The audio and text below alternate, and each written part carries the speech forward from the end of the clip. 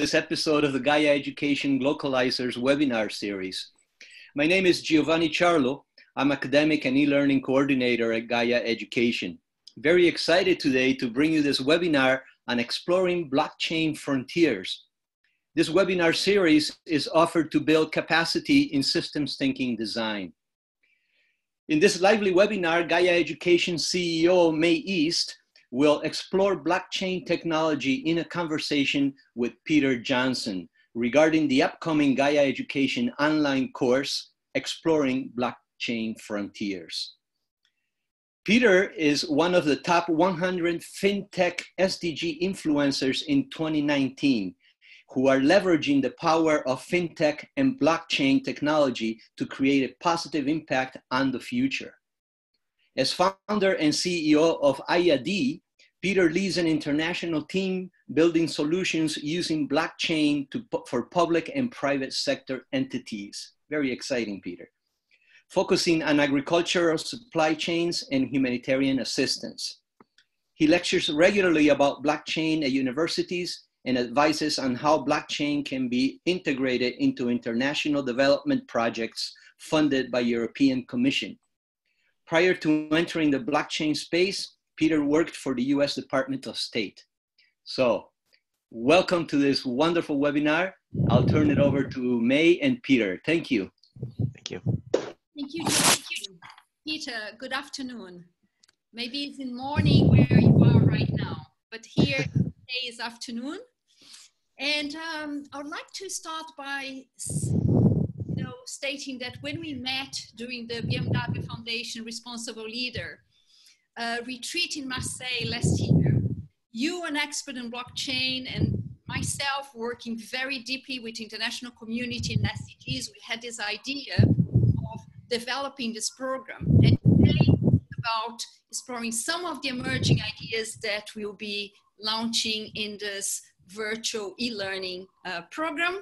And I want to say that the business case for supporting the SDGs is really compelling. It has been reported that we will need as much as 12 trillion and maybe 380 million jobs will be created if we are able to implement the 17 SDGs.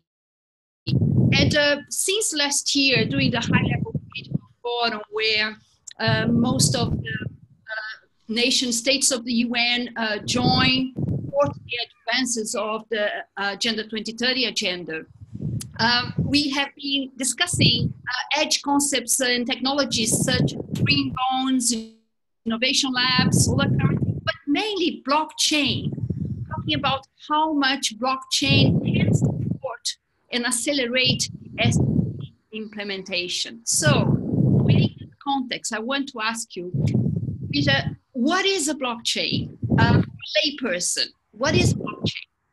How does it work? Sure. And the best way to think about a blockchain is really to consider a ledger, like the traditional ledgers that accountants had. That initially, if you had an accounting ledger, how it was a single column, a single records. How the next stage of innovation was when the Italian bookkeepers hundreds of years ago back came up with the idea of the double ledger accounting or double ledger accounting. This is in a sense like a triple ledger where your data is replicated. It's not just written in one ledger, but now when you enter data into a system, it is going to enter into multiple ledgers throughout and be verified that different streams of data that are saying different things are not recorded. There will be a consensus developed that when you send data, whether it be about financial transactions or conservation records, other things, there will be a check that somebody else hasn't entered that same data or something about that same item. And a consensus will be found. And once that data is written into that ledger, what's very interesting is it can't be changed. It's there and it's unalterable. And that's an important aspect we'll discuss in a few moments more as well. So there are more you've heard probably about cryptocurrencies and tokenomics and other phrases, and that those are gets into much more detail. But the most basic point this is a kind of shared ledger where when you enter data, it's going to be recorded in many different places so that it's difficult to hack, difficult to steal, more difficult to corrupt because it's preserved in many different locations.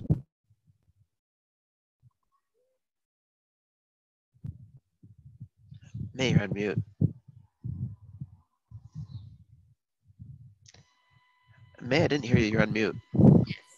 How can you use this ledger in practical contexts? So in a practical context, this can be significant for example, anti-corruption efforts. If you know that data that's been entered into a system can't be changed, if yeah, as far as transparency goes, this can be really useful.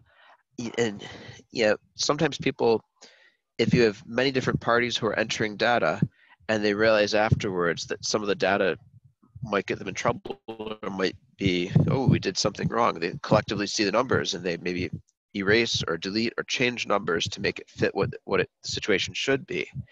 This prevents that kind of situation because once data is entered, say smallholder farmers in various different points are entering data and there's too many of them to coordinate together because they're all at separate points, separate places.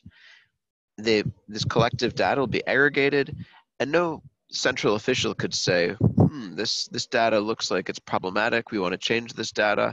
No, because all those individual parties have entered data in a way that's unchangeable and then it can be aggregated. This similarly, if government officials are doing something with digital IDs for individuals, with payments to individuals, this data can't be changed and it's also traceable. There was, in the early stages of blockchain, when people didn't really know when government officials and law enforcement especially didn't know how cryptocurrencies were used, this was something that indeed there was black market folks using this to be able to sell guns, sell weapons, sell other items because they thought law enforcement couldn't trace it and they could do cross-border transactions. However, now on the financial side, there's actually major companies that know how to trace this for anti-money laundering and other aspects. And the data side, these tokens, when they're sent, these are a way to, pardon me, to send data that's secure, that's encrypted, and so that again, for anti-corruption, of saving data, of sharing it, of having the public have confidence that the data that they're seeing hasn't been altered. This maybe boring in some way aspect of data is really what drives this and what makes it useful. And when we go into the case studies, we'll see a lot more of examples of how this works. Interesting you're saying about land. I come from Brazil and we say in the Amazon that if we really register all the land use and all the owners of the land, we will need, Amazon will need 4 floors because the same is being sold many, many times. And there is not one type of register. So whenever you want to buy a land, you have to go through many of the states of the region to check how many times that land has already been registered as this is the owner, this other the owner. So we do need to bring blockchain. But I guess, yes, say it. No, on the land aspect, one of the most exciting issues there is that land registry issue that some countries have already addressed the exact point that you've made. The very first one was actually the Republic of Georgia. Though they're obviously a much smaller country than Brazil, they have put their entire land registry onto the blockchain. And it used to be that when you want to buy or sell land, similar to what you described in Brazil, it could be a long and complicated process that might take several weeks to have an attorney or some government official going through the land records, really proving that you owned the land before you could sell the land. And now they've put this into the blockchain. They have it in a system where you go to any government office building. You don't have to go to the municipality or the city hall of the village or city where you're buying or selling the land. You go to anyone in the Republic of Georgia, and the officials there can check it for you. They don't give access to the public, though it's possible to do that, but they choose not to. And within about 5 minutes, you can have the full history of that piece of land. And that's 5 minutes simply because it takes time for that government official to walk back there, type it in, and walk back to you with the printout. And so this has sped up government transactions or sales transactions rather for land so much in Georgia. They're looking at how to move on to other aspects of other types of government records they can keep in similar registries. But it's really, that land issue is a great example of something where this can speed up the process. There's some individual states in India that are working on this. Ghana is looking at this. Honduras is looking at this. Sweden, of course, as well. I think in total, there's about 30 different countries that are looking at land registry pilot projects with right now. How interesting. And as we're speaking about land register, I remember that there is a very clear application of blockchain in conservation areas. Can you tell us a little bit more what's happening? Yeah. There's this issue of trust where people want to know, and micro donors especially want to know what's happening and what's happening with their money and where it's went and what it's supporting. The Seneca Park Zoo Society in New York State, they've come up with a project that they're funding in Madagascar where they're reforesting a particular section of the rainforest in Madagascar, and each tree that they plant actually has a blockchain digital ID on it. And so this combined with a device, an IoT device they've put on there, is something that records the data about that tree and the data around that tree, like rainfall levels, humidity, temperature, and saves it all into the blockchain and creates masses of big data about each of these individual trees. And for researchers, this of course is amazing to have this data about the rainforest, and they can combine that with data about the animals living there and about other aspects to see the impact of this reforestation. However, it also gives something to incentivize donors. If I, as someone back in Rochester, which is my hometown, were to donate money to the Seneca Park Zoo Society, I could say I want it to go to a particular tree or a certain number of trees, and they would give me a digital ID for each of those trees. And I would be able to log in, and I could see the data about that individual tree and see how it's adjusted over time. And I could know they're not just pulling some random data about something, because I've got that digital ID for that specific tree that's tied to that, matches that device that's on that tree. And on a regular basis, as an individual, only have one or two trees I'm tracking. As a large donor, you might have thousands of trees you're tracking, but you can see that data and you can really see where your funds have went and see the impact it's made. And it's verifiable, it's in real time, nobody can falsify that data, and it's coming directly from a device into the blockchain.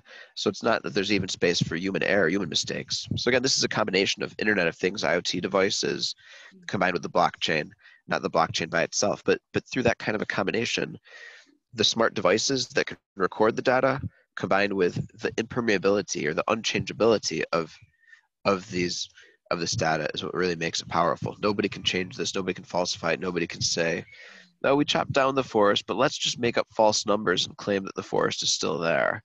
And that can't happen. And so for donors, that can give them a lot more confidence in where their money is going and how it's being used, and also seeing more granular data about the impact their funds have made. Yeah, the power of traceability.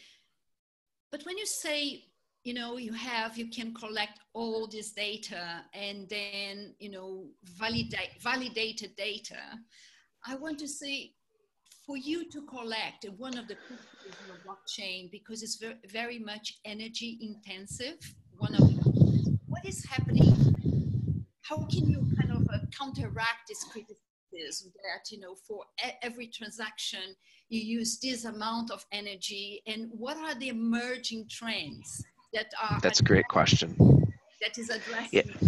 Because you cannot really be solving SDGs, life on land in one side, and then, in the other side, there is no policy coherence because you are using too much energy, maybe not from renewable energy. So it's like, how can we put that in a more whole systems perspective? That's a great point to bring up. Because one number, just as an example, is that one Bitcoin, the earliest blockchain network created, and also one of the most secure, but the first created, that in particular is extremely energy intensive. And validating one Bitcoin transaction, basically verifying the transaction is correct and recording it throughout the entire Bitcoin network, that actually uses as much energy as one household in the US. And we know that the US obviously my country uses more power per person than a lot of countries do. So that's a massive amount of energy used per transaction. But again, Bitcoin was the first network. That's the one that launched in 2014. Since then, there's changes in other networks that have been created. There's a lot of new technologies that are less energy intensive. And that's something that in the course we'll go through some of the examples of, what are the other blockchain networks? How do they work? Why are they less energy intensive? Why don't they need as much power in order to function? And that's something that, developers are coming with more and more methods. And this is especially important, obviously, for developing countries, that we can have this function where, something simple that just on my phone, I may be able to validate a transaction and use this, even if I'm in a relatively low energy, low connectivity environment, that this can still work and still be saving data into the blockchain. And that's possible with some of the new tools that have been developed already, and is improving and getting better and better by the day. Yeah, so we mentioned about, the use with land register and also with conservation. And I guess some of our partners here that are listening to us maybe are related to international organizations. And I wonder if you can give one or two examples, maybe one, of humanitarian applications of blockchain.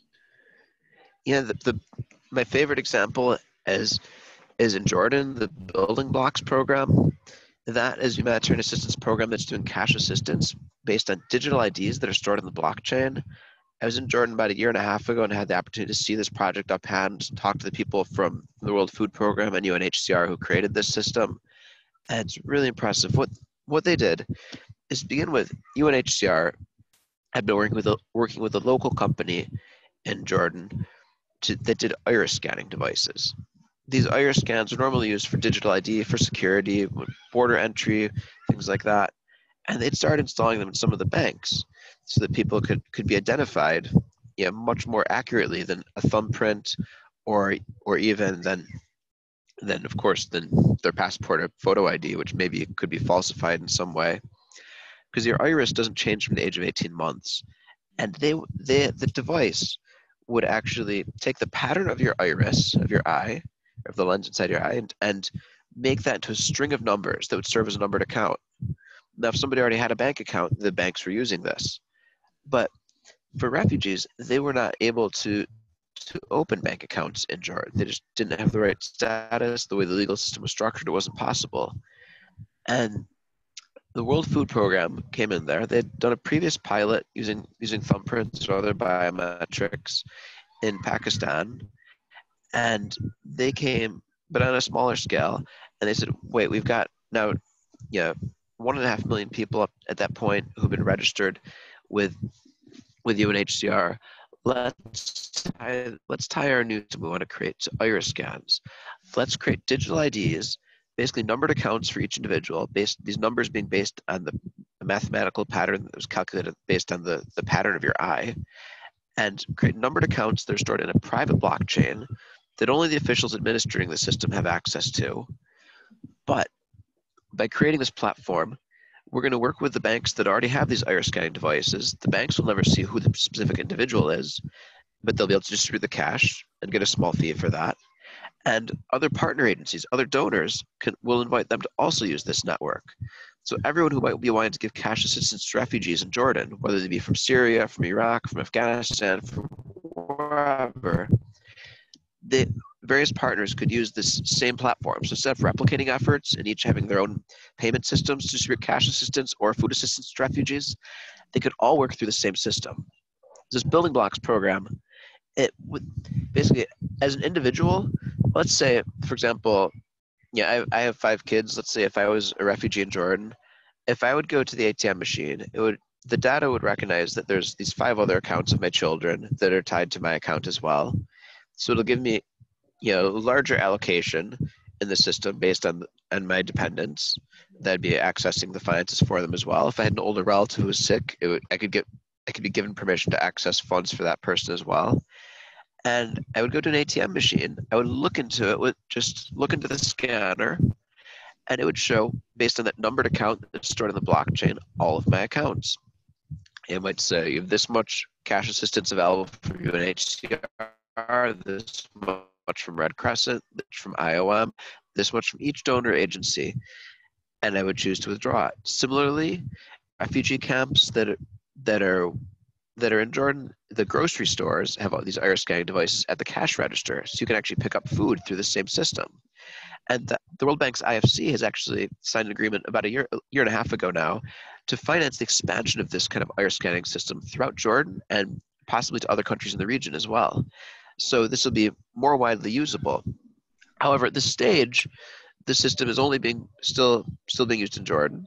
They haven't expanded use to other locations yet, and it's not only storing the data about these transactions for cash assistance. It could be used if it were scaled up more for keeping medical records, education records, all kinds of digital ID records that could be important for an individual to be able to show they're verified, like, hey, the UNHCR recognizes this data that was entered into the system is real and valid. This is my digital ID. Maybe I lost my passport, I lost whatever, but scan my eye and you can see all the data about me. And all the data I give you permission to see about me, because the individuals, if we're expanded and there's ways that it can be made to a way that individuals can control what data is seen. From the user perspective right now, though, refugees don't have to know the blockchain is behind this or how it works. They just know, I go to an ATM machine, I look into the camera, I go to the grocery store, I look into the camera. Basically, it seems more like a mirror than a camera. Once I see the reflection of my eyes in this mirror, it's scanned my eye, it's opened my account, I can withdraw cash, I can do whatever I want with the funds. And that's a really amazing thing that a traditional database would not have allowed. But through blockchain, you can allow multiple parties such as various donor agencies, to access this data and upload data at the same time as you also allow the retailers and the banks that are using this network to receive the data, but not see that full identity of the individuals in there. And so that data privacy is preserved while at the same time creating a new platform to distribute cash. And simply the transaction fees for this, they range between 0.25% and 0.5%. Before, each of these donors was actually either giving out cash, which is expensive and dangerous to be carrying cash around, or giving a physical debit card to individuals, which they may pay the equivalent of $20 US to issue the card. And then if someone loses the card and some stranger uses the card, or if they have to replace the card, plus paying a 3% transaction fee instead of 0.25 or 0.5% transaction fees, the World Food Program has saved, I believe, about 97% of its transaction costs since implementing the system in Jordan. It's really amazing the work they've done there. Welcome to the future. So you come to the grocery store, you look at the camera and you get your food back localized. Exactly. No need to carry a card in your pocket, no need to have cash. Yes. But, we, Gaia Education, very much rooted in the eco-village kind of paradigm and movement. We are educators that we come out of laboratories of sustainable living. And we have many of the eco-villages that we've been generating our own energy for a long time. The whole design, water system, energy system, food system, the nexus. And then, but whatever we will advance in terms of energy, we will then need to sell to the grid. And then sometimes even have to buy back what you have generated. And I understand, but the blockchain can really, cut all this distribution and also in the distribution, you lose lots of your energy. So maybe one more case and then maybe already associating this with SDGs and then time can open for some questions. But something that blockchain can cut through the distribution links and the percentages and the loss of energy and all that. So one of the things, and the energy front, of course, if you're transmitting energy over long distances, yes, there's still going to be some loss because that's the physical cables that make the difference in that. However, if you're talking about localized communities, again, localizations we're talking about here, then there's examples where you can have smart contracts. These smart contracts aren't so much legal contracts as computer code that will tell smart devices what to do. And it could be a smart contract between our apartments or our houses if we lived in the same neighborhood. Or let's say I have solar panels on my roof and I'm producing energy. That smart contract will say, if I've produced more energy than I typically use on a given day, or if I simply haven't used all the energy I've produced, that it's going to automatically offer it for sale to my neighbors who are connected by smart contract to me, who are the ones who aren't producers. And they'll have smart contracts on their side that will automatically be comparing what prices I'm offering to what prices come from the state utility grid. And they'll be buying based on which is the lower price, either buying from me or buying from that grid, that public grid that they're attached to. But they're not taking any active role in this. These smart devices have basically been informed by a smart contract, something the blockchain, especially the Ethereum blockchain, makes possible, that creates these if-then statements that devices can be told what's available, and if this happens, then do that. So if the price from Pete is higher than the price from the state grid, buy from the state grid. And it'll be recorded in the blockchain this transaction took place, the unchangeable data, the amount of tokens, which will represent some kind of financial transaction, will be transferred from my neighbor to me if I've sold them power. We haven't negotiated a price. We haven't had to speak with each other. These smart contracts will have looked at, based on supply and demand, what the price should be. And the person buying power from me will get the best price possible because they're comparing, should I buy it from Pete? Should I buy it from my other neighbor who makes power? Should I buy it from the state grid who's got the best power price? And for me as the seller, instead of just producing this extra power and having it go away, then I can have that extra power be sold. And if it's a rainy day and I'm also not making any power, I can still buy power from the national grid as well. Okay, so I understand that in this program that we're starting on the 17th of June, there will be many other case studies. How do you think we're going to be using use cases in the teaching, in the sharing of the information? Well, I think it's going to be very important that as we go through these cases, we've picked cases from a variety of different sectors and a variety of the SDGs. And so we really want to look at these real cases that are already being used by both the public and the private sector. Some are pilots and some are much more advanced and actually being widely implemented, and to think about how this impacts your organization. What is your organization doing where these cases might apply and something parallel or similar can be made? And in the last session of the course, people can students either as teams or as individuals can come up with a plan. And I'll provide coaching, I'll provide guidance, and a lot of information before as well, of course, figure out which blockchain tool would be best to reach this goal. How can I design a blockchain-focused project? Looking at the parallels of existing cases, but thinking of your own ideas, because the software developers, they can build what you tell them to build, but the sector knowledge that you have, whether it be the health sector, the education sector, sanitation, security, humanitarian assistance, that sectoral knowledge software developers simply don't have. So the combination of the blockchain overview that we're going to give you in this course, or provide you sign up for the course, with your sectoral knowledge, I believe that should lead you to come up with great new innovative ideas. And if you say something that's completely not possible, well, then we'll talk about, okay, but that's going in a new direction that software developers haven't thought of yet. So how can we make that possible? What are the intermediate steps that we can work on? And there's a lot of things that even today are possible that 12 months ago were not. So the software development is moving very fast in this space, but you with your ideas in the development space can guide the software developers and come up with new concepts that they wouldn't have thought of otherwise. That's where the sectoral knowledge of people in this course will be extremely useful to drive new developments and new ideas. And we'll also, as we're talking about how to develop these projects, we won't just talk about designing the proof of concept and which type of blockchain to use. We'll also talk about, and you'll see in the case studies, who are the donors who've paid for these things? Who are the private companies who've paid for it?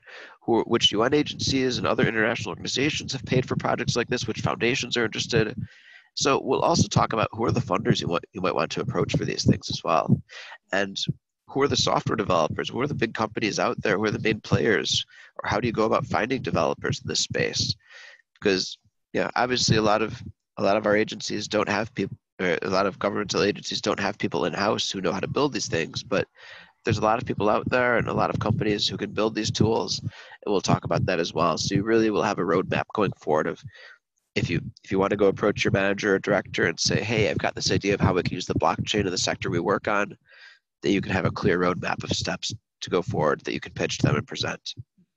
Well, as I hear you, I get really excited. I said, I'm going to be a student because tomorrow I'm off to Zambia. We have a project, 3-year project in Zambia with young farmers. And one of the aspects of the project is about livelihoods and food security, but they are becoming beekeepers. And Interesting. I'm coming to Zambia with a major ethical buyer of honey from Europe who is visiting the project. Imagine if I had done the course and I have a whole blockchain. I say, okay, so this is the amount of beehives. This is how many, because I get reports every week saying, oh, we have now 20 beehives occupied. We have now 70 beehives occupied. All this data can be together and say how many tons of honey I can generate by August this year, and then at the end of the year. Anyway, I get really excited to bring a project test with. Oh, I like that. The other aspect of that is proving the traceability. Like I'm working at a different type of agriculture. I'm working on a project in the coffee sector in El Salvador, and there's other examples as well of other companies doing this, where we trace the whole supply chain of that particular product. So what if we could see, if we recorded the data of who was the beekeeper who worked on this particular batch of honey? What date was, or what group of bees does that come from which plot of land? When was it processed? What kind of social benefits to the community have come in? This could be entered as well and saved into the blockchain shared. So where was it stored? Where was it transported? At what point was it put on a ship sailing to Europe? And you could have each stage of the supply chain so that the end consumer could scan a QR code on their package and see the full history of that particular jar of honey that they have in their hand in the store. And the amazing thing about this is partly knowing about your food freshness, your food safety, but it's also knowing about the social implications and also just knowing the story of where your food came from. And there's even further levels where if you start having smart devices and other sensors involved, where you can start tracking the environmental impact of the production process, the transport process. And this will all be done in a way that's not changeable, so you know that when it was entered, it wasn't altered, it wasn't changed afterwards. And it really can be brought down to the individual level of having a particular jar of honey that you know all the details about that jar. But if you went to the store a week later and you bought a different jar, it's going to be for a different batch, and it's going to have different data and a different story about it. And you can make that granular level of data available. That's more the area one of the areas that I focus a lot on, because that's something where, again, making sure that small farmer has also gotten an equitable amount of the income from this jar of honey you're buying. This is something where you can trace what payments were made to them and how that was done, and share that information. And I think that really will be interesting to consumers in the future. That in a few years, I wouldn't want to go to the grocery store and buy something I don't know the whole story of. Of course, why would I buy cheese if I don't know where it comes from exactly? Not just what company, but no, I want to know who worked on it and and all the details about it. And how much that person was paid, because like if I'm selling a kilo of honey for $5 and then I get my jar, which is 250 grams, and I pay this amount, if you also record who is taking more the money here, it'll be, a very transparent way of creating equity as well. And transparent. Yes. Yeah. And we'll talk through the details of why this works this way, because you could say, couldn't somebody just change all the data? Couldn't somebody just lie about what they put into the system? And there's various ways within the blockchain, and due to the decentralization of the network, there's so many different players and so many different people involved with each of these supply chains. Mm-hmm. There's a lot of ways to mitigate the risks of somebody trying to manipulate the data. And it's, quite frankly, impossible to delete or change data that's in the blockchain. And there's a lot of tools that can be used also to prevent fraudulent data from entering the blockchain, much more so than there is in a traditional database or traditional supply chain tools. So there's a lot of ways we can create cleaner supply chains and more equitable supply chains. So the fair trade space is a big area where there's a lot more that can be done using these technologies. Okay, wonderful. So I pass on to Giovanni to see if we have any questions coming from those who are listening to the webinar. Giovanni, yes, that would be great because you have access to the questions. Yes, we did already receive a few questions, and I see that. Okay. Yeah. So I'll read them because I'm not sure if everybody can see them. But the first one comes from Lisa, and it says, for something like the land registry example, When that land changes hands, I assume the entry is made into the blockchain. Is there a way to see a history? Yes. So there's two aspects to this. One is that when the land changes hands and you go to, say, City Hall of whatever the local municipality is, and you say, okay, we've signed the contract, we've changed who owns this land. It's going to be official then when that city official, whoever's receiving the proof of transaction, when you and the seller of that land, both you as the buyer and that seller, go there and say, yes, we've made this transaction, we approve it, and they're going to change hands. They'll change the record. So in this case, one of the issues that you mentioned in your question, I see, about corrupt country, is that, yeah, if somebody, and if the data was entered at the very beginning fraudulently, if there wasn't, it's civil servants with integrity, there is a risk of data that first time being entered wrong. However, once the data is in the system, let's say a corrupt official is now trying to just change all the land registry and make it so I'm going to make it so I own all the land in the country. It's going to say exactly that I, or whoever it is doing it, did it. And it'll show the digital ID of who manipulated the data and who changed the ownership records. So some corrupt official, some civil servant who had access to all the data, decided to say 20 hectares of land are now theirs. Then anybody who has access to the system would see, why did that city clerk just change 20 hectares of land into their own personal possession or into their cousin's possession or whatever? And it'd be very easy to prosecute them because you would see that clear chain of that specific person changed the data and did the transfer. In this case, that's why Georgia is keeping it as a private blockchain, which makes it faster and easier. But again, the only people who have access to the data are those vetted officials that they've given permission to access and to change it. And if they did lie or did try to transfer land illegally, it would show it would be very clear to the courts or to any prosecutor which specific individual transferred the land. Great. So I guess you cannot hide behind the blockchain. No. Well, that answers two questions. Mariette had a question about exactly the land property that you just addressed. Another question here comes from Shanjana. I'm sorry if I'm mispronouncing your name. It says, the beekeeper example is very interesting. How do you think this can change consumers' behavior towards making more responsible decisions? Can blockchain help in nudging people to make more sustainable choices? Sounds like you addressed that already, but I don't know if you want to add to it.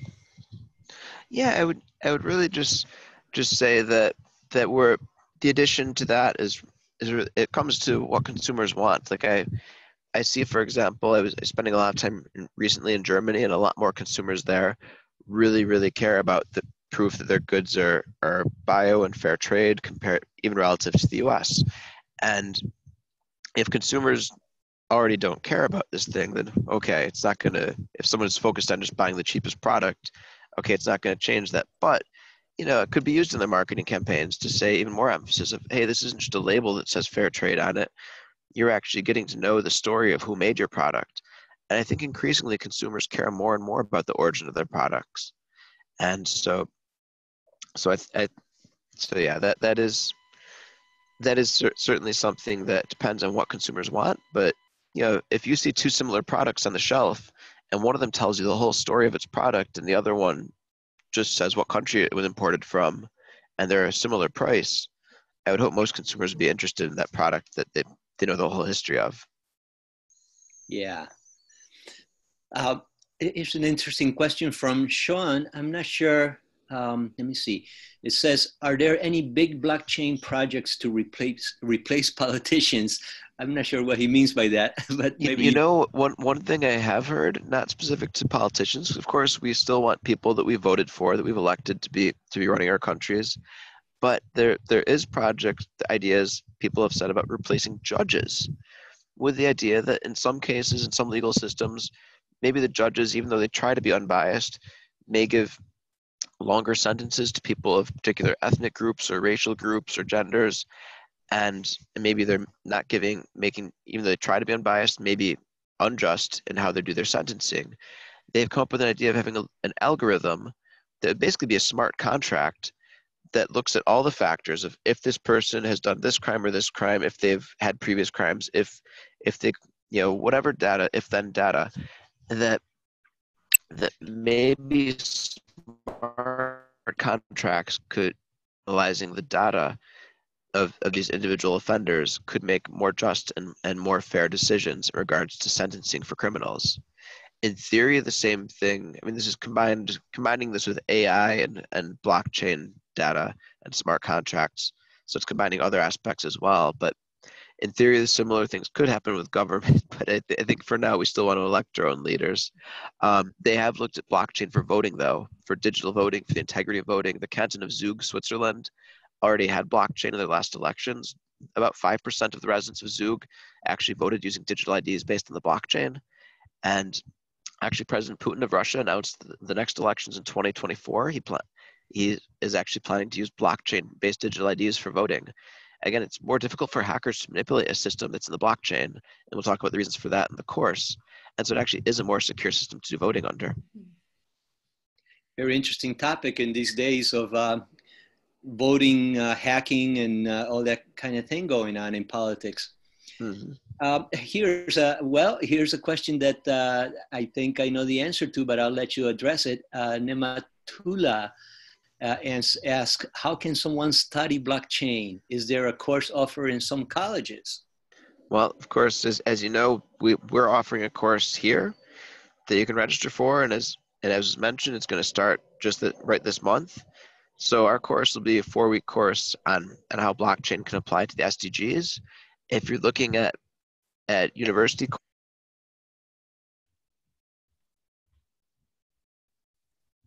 Oh, your sound went off. Oh, interesting. I think we lost your connection, Peter. But just to elaborate a little bit on the question of studying blockchain, yes, our course will launch on June 17th. You're welcome to come and register. There is actually a 20% discount for that course if you register within the next 24 hours of watching this webinar today. So please take advantage. I think it's going to be very comprehensive, and Peter developed the course with us and will be also monitoring the course, and yeah, come along. I don't know if we can continue without Peter here because he's gone from the connection. Let me see. Oh, there he comes again. Let's see if we can get him up. Peter again. Ah, good. I am simply, because I'm in transit, getting very low on battery. So one device just died and I switched to another one. But I think we're near the 45 minutes we had anyhow as well. Yes, we're near the end. I don't know if you want to take any more questions, Peter, or maybe, well, I'll leave it to you. Yeah, I guess I'm going to answer until this disconnects because I'm again in transit and running low on power and time. Planned exactly just about for what we needed or scheduled for. But yes, I see about IoT with SDG indicators. Okay, so yeah, the IoT devices that Vincenzo asks about. What about combining IoT with SDG key indicators to measure local regional advancements towards the SDGs? That is something where these smart devices, like the Madagascar example, IoT devices can enter this data in a way that they simply won't lie. They won't falsify the data. And then blockchain is what makes it unchangeable. So that way there's something where nobody can change the data, nobody can lie about the data, and it can be instantly shareable with donors or with the public at large. Great. Here's a question that may interest many of our constituents. How does blockchain benefit an eco-village in the global south? Monica asked. What do you mean by, do you mean, I know, I guess, in the global south in general, depends which sector you're talking about. It could be anti-poverty, we could talk about climate change, we could talk about education, healthcare. Yeah, I think this is a little bit too specific. Perhaps Monica can come into the course and have a little bit more discussion on the forum about it, because it's a very specific question about eco-villages, which it's more systemic, I think. Anyway, one more question perhaps, Peter? Sure. Okay. How does blockchain help education of poorer children? Daniela wants to ask. Well, it can help with educational records, of ensuring that records are properly kept. A good example is that in India, for example, the ICSO Foundation is working with one of the states in India, keeping records of exams for mathematics, English, and Hindi for those 3 high school classes, and storing them in the blockchain. And this is something where in the past they've had some issues of fraud, where people have then, when the children didn't get a high enough grade, tried to pay bribes, or teachers tried to extract bribes in order to get a higher mark. And with this, once the grades are entered, once the grading is finished, it can't be changed, it can't be edited, and because it's saved into the blockchain. So it reduces the risk of fraud, or of people being able to pay bribes and things like that. The other aspect, when I think of refugees, I think of folks I know from Syria who their educational records were destroyed, and they didn't have any credentials with them anymore when they arrived in Jordan or Lebanon. And if their records were stored in the blockchain, an iris scan or a thumbprint or something else could bring up their whole educational history, allowing them to better integrate and prove their educational background going to school or seeking employment or other aspects. Wonderful. There's other case studies in the course that address preschool education and other levels as well. Well, thank you, Peter, and everybody that has been asking these very interesting questions. I wonder, May, if you have any closing words that you want to say? I want to thank Peter for his dedication. I know he has been very busy. He just grown his family, and we're developing this project, this program. I think it's important to say that the program is conducted as a partnership between UNITAR, United Nations Institute for Training and Research, and Gaia Education. So there's going to be a certificate by the 2 organizations. It's the first one. I think we are very much at the cutting edge of this conversation of SDG implementation through blockchain, and I'd love to invite those who are listening to us right now and those who are listening to us via Facebook later on to take a look at our website. And there's right now, as Giovanni said, there is a 20% discount to be the first generation of exploring blockchain frontiers, unleashing the potential SDGs implementation. Thank you very much, Peter, Giovanni, and all of you who have been here listening and participating in this dialogue. Thank you, my pleasure. Thank you for those of you who joined. Thanks again, May, and thank you, Peter. And I want to close by, again, highlighting the course coming up, the offer of a discount, and also to point out some of the other courses that Gaia Education runs online, such as the Gaia Education Design for Sustainability courses, which run in 3 languages, English, Portuguese, and Spanish. You can see there a little bit about that. Please come to our website if you're interested. These are a year-long, 8-week courses that run all year. And while you are visiting our website, please subscribe to our newsletter so you can keep up to date with all the exciting programs and development that Gaia Education is providing. So I think at the end of that, oh yeah, of course, follow us on social media.